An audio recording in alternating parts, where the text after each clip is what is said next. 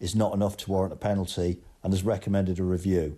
And we do know that many times people make a decision as a referee, and the argument is always, well, why don't they give him another look? Let him take his time, let him have a look.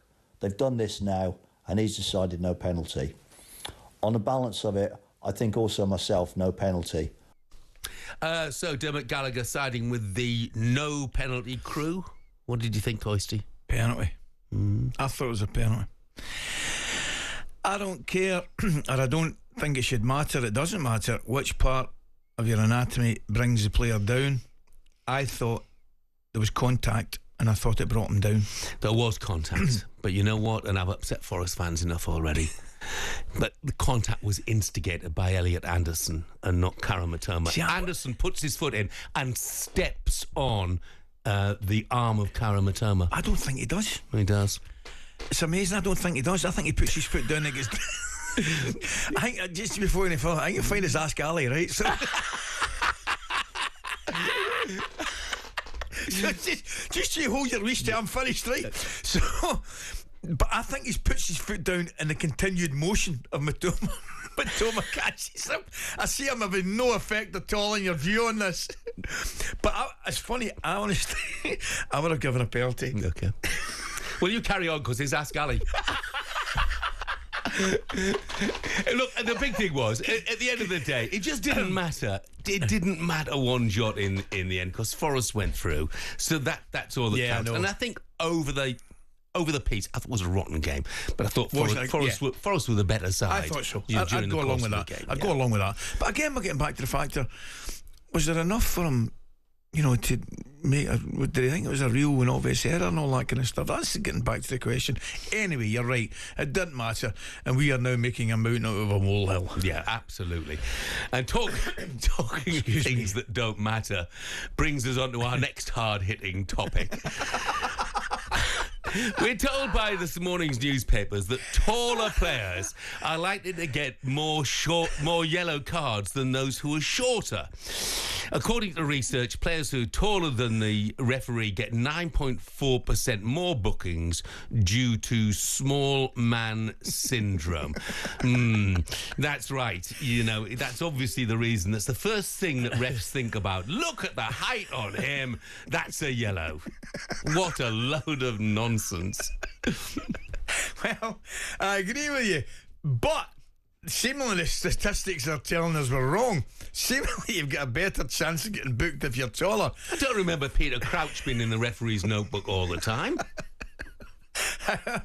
What I do remember is people like Billy Bremner and Johnny Giles more than capable of picking up a booking back in the day. So I would suggest, that's maybe a little bit of nonsense. Although there's definitely a thing called small man syndrome. There's no doubt about that. What height do you think that small man syndrome? Below 5'8". Below. And by the way, yes, I've done my homework.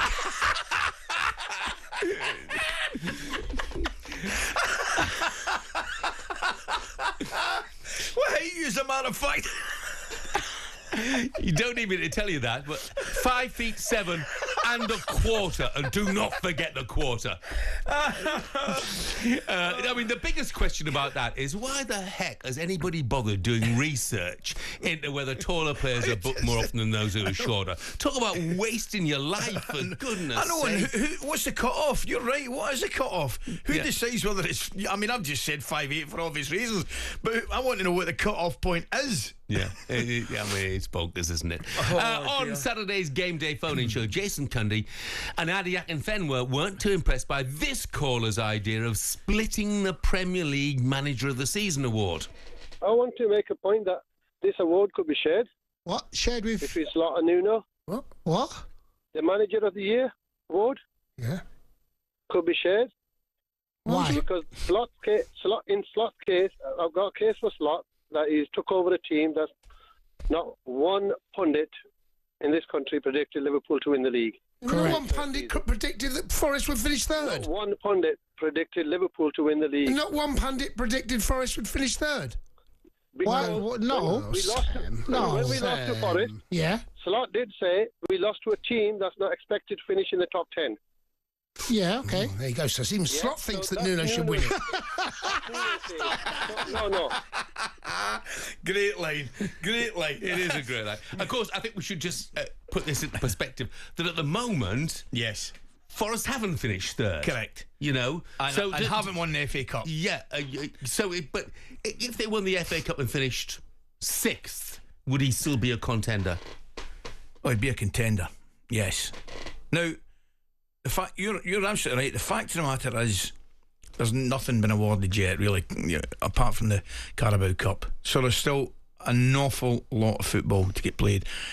What I would say right now, no matter what happens between now and the end of the season for Forest, I mean, I think we're in agreement Liverpool going to win the league, and that gentleman, that caller, and their two lads were wrong, because there was one pundit that said Liverpool would win the league. There was one pundit. And I'm sitting across from him, so credit where that is due. They were 8 or 9 to 1 at the time. Which is amazing. But my point being, and it won't happen, even if Forest collapse now, right, I still think they've had a fantastic season and the manager's done brilliant. No, he won't win it if they collapse. I get that and I totally understand it, and that's the right thing. It'll be interesting to see what happens in the upcoming weeks. But my point is, right now, he has done a phenomenal job. Nuno. So was Arne Slot. Because that was I don't care what anybody said. That the reason I never went for, one of the reasons I never went for Liverpool, Jeff, was because I was interested to see how he would handle the whole situation of taking over and getting into the shoes that Klopp has left. Because Klopp was such a excellent coach, excellent manager, but such a figurehead. It was an extremely difficult job for him to come into. Listen, I know he's got great players. I get all that. We do get all that. But at the same time, I just love the way he's come in, been his own man, brilliant in interviews, handles the whole situation well. We saw him get upset a couple of times as well. Everything about Arne Slot, I think, so far has been a joy to watch and listen to. And of course he'll come into it, because they're going to win the league. That's exactly what happens. But on the balance of it, I still think if Forest won an FA Cup and finished third, I think that's absolutely remarkable. And I think they probably will finish third now, because 5 points clear of the 4th place side. I think they'll probably beat Manchester United in midweek, so I think they probably will come third. I think the idea of sharing between Arne Slot and Nuno is a great idea. And actually, maybe add Unai Emery into that. Oh, maybe Eddie Howe. Maybe Oliver Glasner. I just give it to them all, for goodness sake. talkSPORT Breakfast, waking you up Monday to Friday morning from 6 a.m. on AM, on DAB, via the talkSPORT app and on your smart speaker. talkSPORT.